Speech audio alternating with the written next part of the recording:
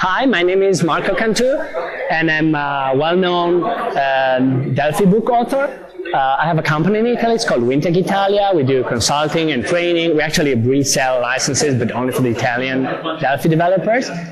And I use Delphi a lot. I started using it, well, before Delphi 1 shipped, and keep using it for just about everything I do.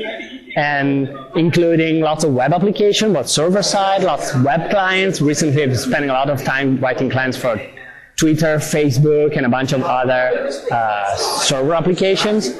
And I actually do a lot of consulting for companies that use Delphi in the real world, meaning production systems, and management, and engineering, and really a lot of different situations. I mean, Delphi is a very well-known and spread product, although it's kind of hidden away. But I've consulted for a company that uses Delphi to manage the production for some of the high-end brands of the Italian fashion, like Valentino Armani. They do the third-party development and production management with the Delphi app.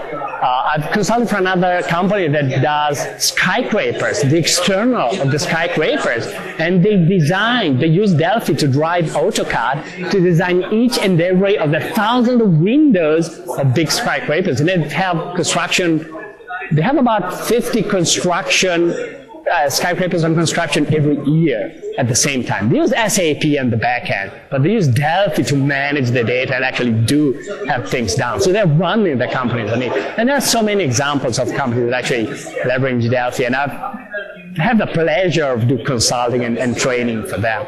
So, well, the other thing I do is I actually write books in Delphi and do training and consulting. So, I spent a lot of time researching the product inside and out. And for example, in Delphi 2009, which I wrote the Delphi 2009 handbook, I mean, there are so many nice features. Probably if I had to pick one, would be the new language features, including anonymous methods and generics, and how you can leverage them and use them together to write code that it's kind of unimaginable in Delphi in the past. It's just completely different way of writing Delphi code. That's very enjoyable. It's very nice. It's really making Delphi a much more powerful tool to use. So that would be probably a good pick. But of course, there are so many things, starting with Unicode, which is a major relevant feature for us not living in the US, but living in Europe, where just across our borders, we have people using languages that don't fit into the Western European character set.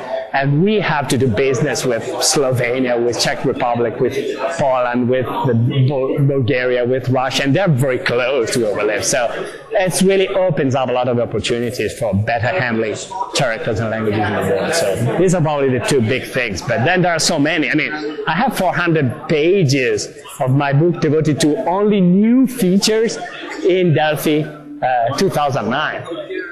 And yes, that's the book, okay. And so 400 pages, and that's not stuff that used to be even in that 2007. So it's all new features. So there's a lot of stuff, and there's a lot of stuff coming along in future versions as well, as we got the pleasure to hear minutes ago. So Delphi is alive and kicking. It is a viable platform, and will get even better in the future. So that's good.